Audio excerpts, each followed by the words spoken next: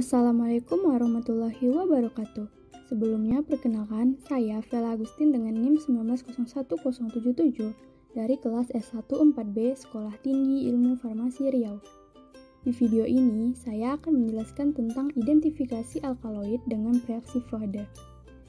Video ini merupakan tugas dari mata kuliah Praktikum Kimia Bahan Alam 1 yang diampu oleh Bapak Apoteker Hayul Fadli MSI. Nah, sebelumnya, apa sih yang dimaksud dengan alkaloid? Alkaloid adalah senyawa yang mengandung atom nitrogen yang bersifat basa lemah, mempunyai cincin nitrogen yang heterosiklik, karena itu dapat larut dalam asam-asam serta membentuk garamnya, dan umumnya mempunyai aktivitas fisiologis yang baik terhadap manusia ataupun hewan. Alkaloid umumnya bersifat tidak larut dalam air, dan larut dalam kloroform, eter, dan pelarut organik lainnya, kecuali dalam bentuk garamnya. Alkaloid mempunyai rasa pahit yang dapat digunakan sebagai cara sederhana untuk mendeteksi alkaloid dalam tumbuhan, tetapi tidak selalu. Hati-hati karena beberapa zat dapat menimbulkan reaksi alergi atau inflamasi berat. Rasa pahit tidak dapat terdeteksi apabila kadarnya sangat kecil. Penggolongan alkaloid umumnya dibedakan berdasarkan alkaloid alam dan alkaloid sintetis atau semi-sintesis. Salah satu penggolongan alkaloid alam yaitu ada alkaloid opium, misalnya morfin dan kodein. Untuk identifikasi alkaloid opium ini umumnya dapat dilakukan dengan reaksi warna, di mana reaksi warna merupakan reaksi identifikasi untuk alkaloid yang didasarkan pada gugus fungsional yang terdapat pada senyawa tersebut. Reaksi umum untuk alkaloid opium ini dibagi lagi menjadi dua, yaitu yang mempunyai inti phenanthren dan yang mempunyai inti isoquinolin. Untuk yang mempunyai inti phenanthren dibagi lagi berdasarkan reaksi yang terjadi, yaitu reaksi terhadap gugus fenol dan reaksi terhadap cincin aromatis atau senyawa nitrogen. Dan untuk yang mempunyai inti isoquinone hanya pada reaksi terhadap cincin aromatis atau senyawa nitrogen. Untuk reaksi terhadap gugus fenol dapat dilakukan dengan reaksi King atau reaksi warna azo dan reaksi dengan FeCl3.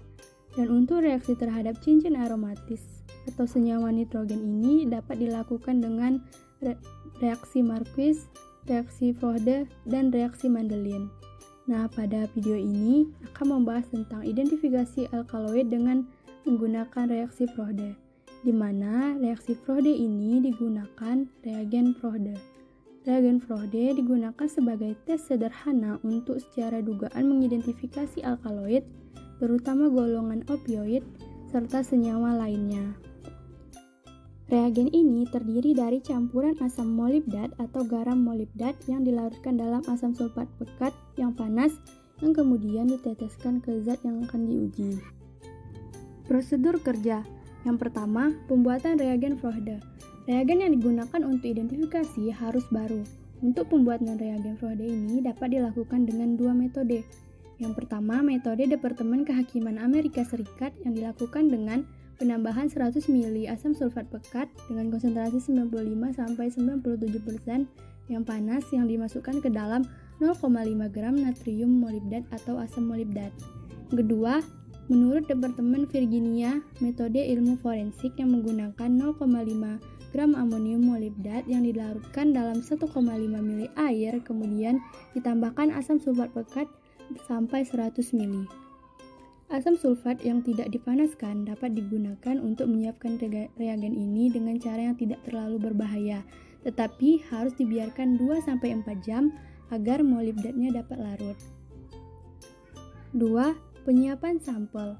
Yang pertama, potong kecil-kecil 2-4 gram sampel daun segar dan atau 1-5 gram untuk daun kering, bunga, buah atau kulit batang sampel yang telah disiapkan dan disimpan dalam kantong plastik.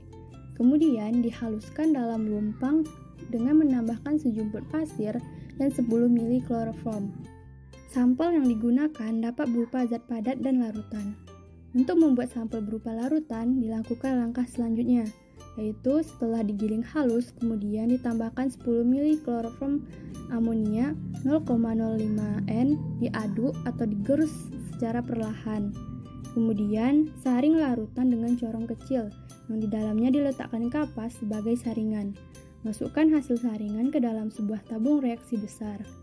Kemudian ditambahkan 10 tetes asam sulfat 2N dan balik-balikkan tabung perlahan atau dengan kocok perlahan dengan menutup mulut tabung reaksi dengan ibu jari tangan. Kemudian biarkan sejenak sehingga terbentuk lapisan asam dan lapisan kloroform. Ambil dengan bantuan pipet bersih lapisan asam dan pindahkan ke dalam sebuah tabung reaksi kecil. Selanjutnya, identifikasi dengan reaksi Prohda. Terdapat dua cara, yaitu cara pertama dengan menggunakan sampel padat yang diletakkan pada plat tetes, kemudian ditambahkan 1 tetes reagen Prohda. Jika positif alkaloid, maka akan terbentuk warna.